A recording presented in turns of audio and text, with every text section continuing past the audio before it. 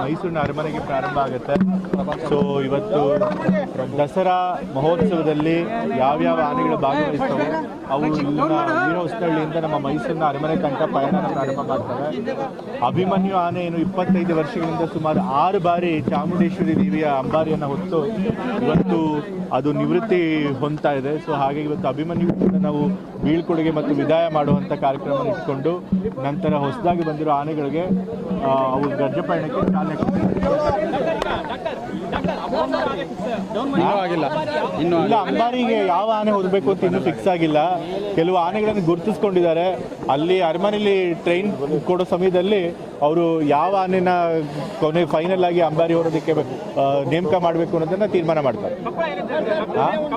ಕಂಬಳ ಇರುತ್ತೆ ಖಂಡಿತ. ಈ ಸರಿ ಮುಖ್ಯಮಂತ್ರಿಗಳು ಕಂಬಳ ಮಾಡಬೇಕು ಅಂತ ಹೇಳಿ ಸೂಚನೆ ಕೊಟ್ಟಿದ್ದಾರೆ. ಸೊ ಹಾಗೆ ಕಂಬಳ ನಡೆಯುತ್ತೆ. ಕಂಬಳ ಅಲ್ಲಿ ನಮ್ಮ ಸೈಕಲ್ ವೆಲೋಡ್ರೋಮ್ ಮಾಡಬೇಕು ಅಂತಿದೀವಲ್ಲ ಆ ಜಾಗದಲ್ಲಿ ನಡೆಯುತ್ತೆ.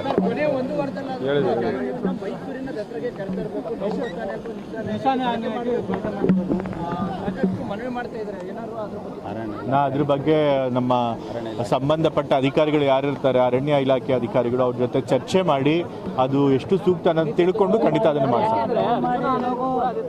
ಹೌದಾ, ಹಿಂದೆ ಕೊಟ್ಟು ಖಂಡಿತ ಆಗಿರೋ ಅಧಿಕಾರಿಗಳ ಹತ್ರ ಮಾತನಾಡಿ ಆ ವ್ಯವಸ್ಥೆ ಕೂಡ ಮಾಡೋ ಪ್ರಯತ್ನ ಮಾಡ್ತೀವಿ. Thank you.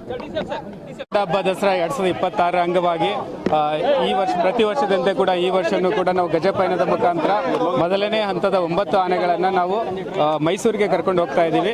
ಈ 9 ಆನೆಗಳ ಇದು ಗಜಪಯಣದಲ್ಲಿ ವಿಶೇಷವಾಗಿ ನಾವು ಅಭಿಮನ್ಯುಗೆ ಅವನ ಮಾಡಿರುವಂಥ ಸಾಹಸ ಮತ್ತು ಅವನು ದಸರಾದಲ್ಲಿ ನೀಡಿರುವಂಥ ಅವನ ಕೊಡುಗೆಯನ್ನು ಇದು ಮನಗಂಡು ಈ ವರ್ಷ ಅವನಿಗೆ ಬೀಳ್ಕೊಡುಗೆ ಕೂಡ ನಾವು ಗಜಪಯಣದಲ್ಲೇ ಮಾಡಿದ್ದೀವಿ.